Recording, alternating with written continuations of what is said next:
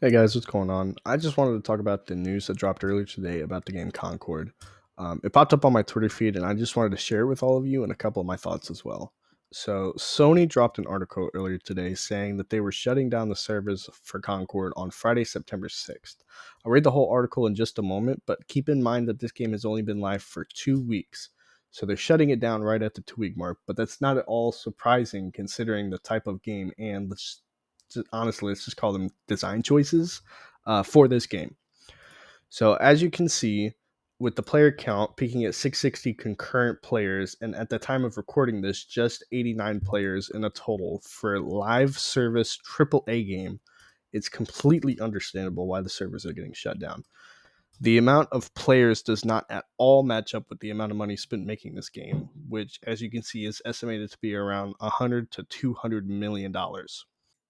So this article says, Concord fans, we've been listening closely to your feedback since the launch of Concord on PlayStation 5 and PC, and want to thank everyone who has joined the journey aboard the North Star. Your support and the passionate community that has grown around the game has meant the world to us.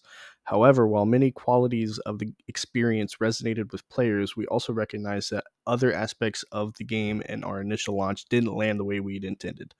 Therefore, at this time, we have decided to take the game offline beginning September 6th, 2024, and explore options, including those that will better reach our players. While we determine the best path ahead, Concord sales will cease immediately, and we will begin to offer a full refund for all gamers who have purchased the game for PS5 or PC. If you purchase the game for PlayStation 5, and from the PlayStation Store or PlayStation Direct, a refund will be issued back to your original payment method. Customers who purchase from other digital storefronts will also be refunded. More information about refunds from Steam and Epic can be found below.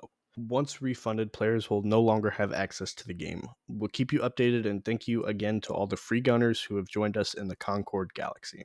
One thing I do like is that they're offering refunds to the few players they have and not running with their tail between their legs with the money. I just really hope that they learn their lesson, and this shows other gaming development studios that this is not the type of game that people want. They don't want politics dragged into video games and the inclusivity stuff that really doesn't have a place in the gaming space today. It's just not wanted. If you're going to make a game pandering to a specific group of people, only that specific group of people will play it. It's unappealing for everyone else. Gaming, in my own opinion, is supposed to be an escape from the real world. One where you can drive cars around the city and run over pedestrians and run away from cops. You can play as the mythical Wukong. I mean, even the new Call of Duty beta was actually kind of fun, besides some people that paid $100 for some skins in a beta game. But I haven't played COD since Modern Warfare 2019, and just seeing some of the improvements that they've made to the game made me want to try it again. And so far, just staying in their lane and doing Call of Duty things, they've objectively made an amazing playtest. And I personally already pre-ordered the game and can't wait for it to come out. I mean, they even did what Concord did and only gave the beta playtesting to the people who pre-ordered the game or who had PlayStation Plus or Game Pass for COD. And look at the results Call of Duty has gotten. If anything, that should have been an eye opener that nobody wanted or asked for this game. I mean, I just don't understand. I think this guy on Twitter sums it up perfectly. He said, never played it, but quite literally died from the politics.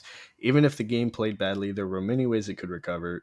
The game was ironically not inclusive towards actual people who want to play shooters.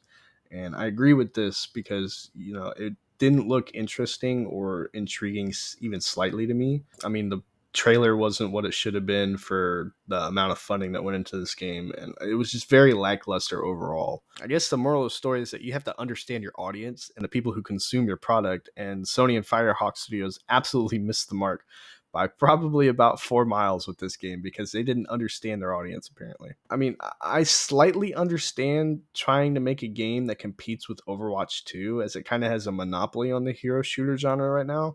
But I mean, even Paladins is 10 times the game that Concord is, and it's free. I simply just don't understand why this game was made or even made it past the company's discussion meeting about what game they like to make. But yeah, that's all. I just wanted to share the news and a couple of my thoughts, and I just thought I'd throw them out there. So yeah, I'll see you guys.